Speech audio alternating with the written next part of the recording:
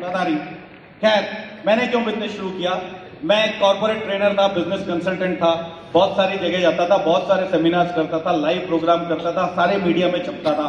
कलाम साहब के साथ मैंने स्टेज शेयर किया, जो हमारे प्रेसिडेंट थे, जो हमारे महाराष्ट्र के सीएम है करंट, उनके साथ स्टेज शेयर किया, लास्ट सीएम के साथ स्टेज शेयर किया, गवर्नर के साथ शेयर किया, बहुत सारी कंपनी में ब्रांडिंग, स्ट्रेटजी और मैनेजमेंट, ये काम मैंने करता था। लेकिन वो सब एक्टिव काम था।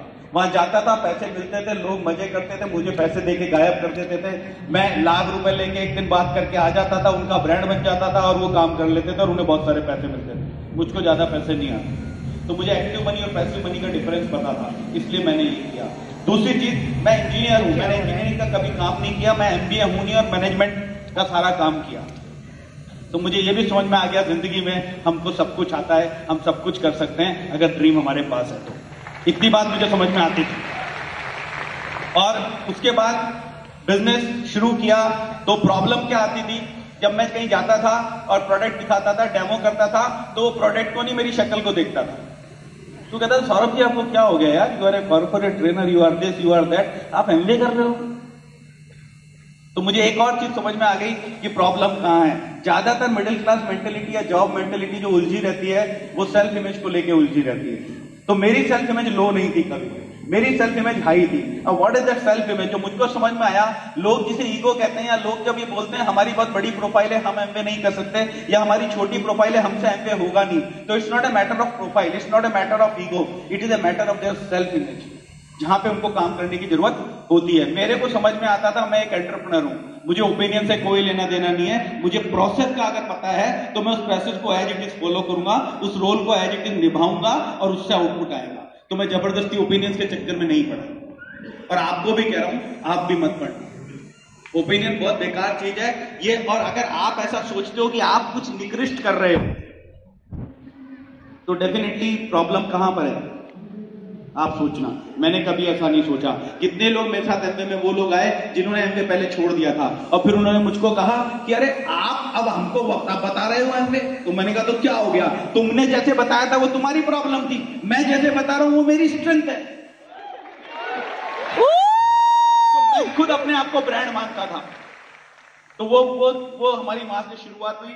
3 महीने में हम सिल्वर हो गए, 6 महीने में गोल्ड हो गए, साल भर में प्लेटिनम हो गए। तब से कोई एलएस आज तक छोड़ा नहीं, और काम दबा के किया। काम करने में मजे बहुत आते थे, सच में मजे आते थे। कल हमारे होस्ट पवन जी और रिचा जी हमारे होस्ट थे, कुछ टैक्सी आने में लेट हुआ तो उन्होंने कहा चाय पियोगे? मैंने कहा बिल्कुल पियेंगे। कौन सी वाली? मैंने कहा अदरक वाली। कहां पे पियेंगे? मैंने कहा थड़ी पे पियेंगे। क्या दिक्कत है? Why to keep profile? चाय पीनी है यार। तो आप लोग भी प्रोफाइल को साइड में रखें, सेल्फ इमेज को हाई रखें। लोग एप्पल का फोन लेके सोचते हैं कि बहुत भारी काम कर लिया। जिसके पास एप्पल होता है, सेल्फ इमेज लो होती है, वो पार्टी में जाके ये सोचता है साला कोई बच नहीं जाए जिसे पता ना लगे कि मेरे पास एप्पल है। तो मजे थोड़ी कर रहा है, तो पैसे से थोड़ी मजे आते हैं। और जिसके पास कोई दूसरा ब्रांड है, पोप्पो, वो ऐसा सोचता है कि किसी को दिख नहीं जाए कि मेरे पास ये है। अभी प्रोफाइल क्या, दोनों की सेल्फ इमेज लो है। जिसकी सेल्फ इमेज हाई है वो हाई है। तो ये बिजनेस सेल्फ इमेज से ड्राइव हो रहा था। हमको पहली जो स्ट्रेंथिंग डाउनलाइन मिली वो जुलाई में मिली। हम ऐसे ही पहुंच गए। एक डॉक्टर ने मुझको बुलाया था कि चल मेरे साथ, मेरा एक फ्रेंड डॉक्टर है, उसको तू प्लान बता देना। मैं चला गया, थिएटर में खड़ा हो गया। वो सर्जन था, सुबह खड़ा हो गया जाके, कैप लगा के, मास्क लगा के, और बिलीव मी शाम तक खड़ा रहा। अगले ने ये तक नहीं बोला कि मैं आया क्यों उस डॉक्टर को। और उस डॉक्टर ने मेरे सामने 10 बच्चेदानी निकाल दी और मैं शाम तक खड़ा हूं। मैंने कहा डॉक्टर साहब बोल तो दो इन्हें मैं क्यों आया हूं, बोल तो दो इन्हें मैं क्यों आया हूं। वो बोले ही नहीं भाई। जब वो वापस ट्रेन में बैठने लगे तब क्या बोलता है, ये मेरा दोस्त है, इसका कैल्शियम बहुत अच्छा आता है, आप इसका कैल्शियम लिख दो। वो भी बोला ठीक है बॉस, आप कहते हो तो भेज दो। और हमने उनको कैल्शियम दे दिया। मैं और मेरी अपलाइन ने कैल्शियम दिया जाके उनको। उन्होंने सीधे बोला 50,000 रुपए का कैल्शियम। 2008 में 50,000 रुपए का एक साथ ऑर्डर, 1,000 पीवी का, जिंदगी में नहीं देखा था। ऐसा भी होता है। हम दोनों चले गए, जाके दे दिया। और वो भाई, उसके नीचे आज 3 प्लेटिनम है, वो गायनेकोलॉजी जो बच्चेदानी निकाल रहा था, आज पूरे ग्रुप के साथ यहाँ बैठा हुआ है। बैठे हुए ना डॉक्टर सुधीर अग्रवाल बैठे होंगे जरूर यहाँ। सर कहीं बैठे हो ना? पक्का बैठे होंगे। आप सोचो। और वो जो भाई मेरे को बोल भी नहीं रहा था कि मैं कौन हूं, गलती से वो भी प्लेटिनम चला गया 6 साल बाद। तो आप सोच सकते हो, कीप पेशेंस। मैंने पेशेंस रखा है, पैशनेट रहा हूं। फिर हमको ऐसे ही वो भाई चले गए, वो पहले साल में प्लेटिनम हो गए, फिर हम ऐसे ही काम करते रहे। ऐसे ही फिर हम एक जगह जाते थे, झालावाड़ एक जगह थी, वहां हम काम करते थे। मेरे पास ट्रेन होती थी, मैं 8 बजे ऑफिस से आया, कोट पहनता था, 10 बजे वहां पहुंचता था, प्लान दिखाता था। कितनी बार वापसी में ढाबे पे सो जाता था, सच में सोया हूं ढाबे पे। अब उस वक्त ये नहीं सोचता था कि मैं कॉर्पोरेट ट्रेनर हूं, मैं बिजनेस कंसल्टेंट हूं, मैं ये हूं, मैं वो। अरे यार, मैं एमवे डिस्ट्रीब्यूटर हूं, और अगर मैं एमवे डिस्ट्रीब्यूटर हूं तो मुझे एमवे डिस्ट्रीब्यूटर की तरह काम करना है। ये मुझको पहले दिन से पता था, ये मुझको पहले दिन से पता था। I am Amway distributor and the process of going diamond is only one thing, show blood, show demo, keep relationship, be happy. यही पता था मेरे को, तो यही करते थे। बहुत मजा आता था ढाबे पे खाना खाने में, क्या दिक्कत है। और वहां पे कभी रिजल्ट नहीं आया, 2 साल तक काम किया, मगर वहां की वजह से शिवपुरी में जाके रिजल्ट आया और वहां पे एक प्लेटिनम ब्रेक हो गया। और आज जब हम जहां 2 साल पहले 2010 में काम करते थे, आज वहां से प्लेटिनम निकला। जो एक सिंपल गांव का लड़का है, 6,000 रुपए की नौकरी करता है और आज 80,000 रुपए कमा रहा है और सिंगापुर होकर आया था। वो भी यहां बैठा होगा, पक्का शंकर बैठा होगा यहाँ पे, पूरी गांव की लैग है। एक तरफ डॉक्टर, MS गायनी, अपना सेटअप चलाने वाला, इतने हाई प्रैक्टिस करने वाला, और दूसरी तरफ 6,000 रुपए में संविदा की नौकरी करने वाला, वो भी गया। तो मुझे ये भी समझ में आ गया कि जजमेंटल मत हो, काम करते रहो, हमको नहीं पता क्या होगा। और इसी तरह से कई बार ऐसा भी होगा आपके साथ। मेरे पास एक लड़की आई, बड़ी खूबसूरत थी, भैया मुझे बिजनेस करना है। मुझे उसकी फैमिली बैकग्राउंड पता था, यार ये पॉलिटिकल बंदी है, इनकी फैक्ट्रीज हैं, इनके हॉस्टल्स हैं, ये भारी है, ये कैसे काम करेगी। तो मैंने कहा पक्का मेरा टाइम खराब करेगी, जजमेंटल।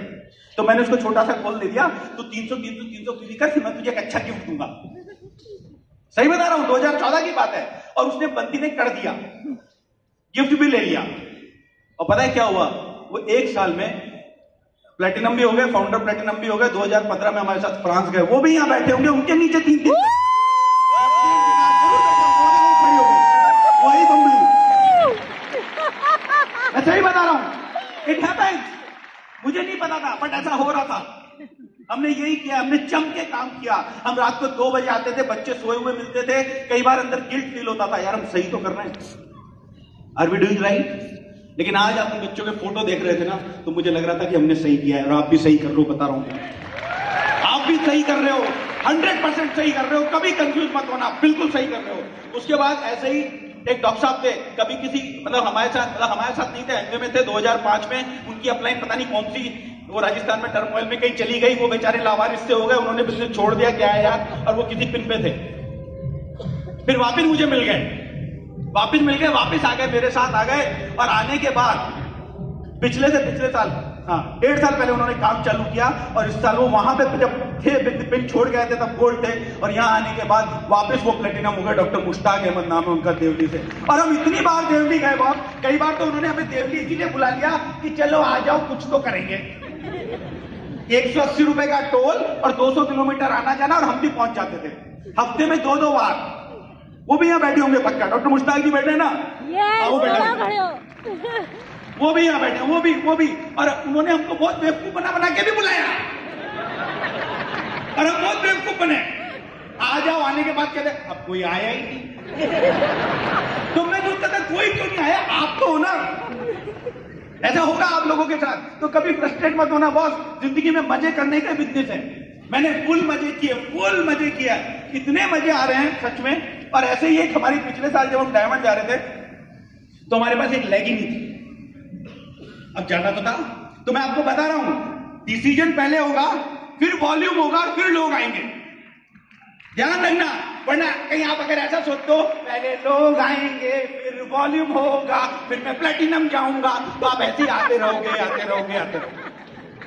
पहले वॉल्यूम, पहले डिसीजन होगा। हमने डिसीजन लिया था, लैग हमारे पास 3 ही 15 लोग उसमें थे।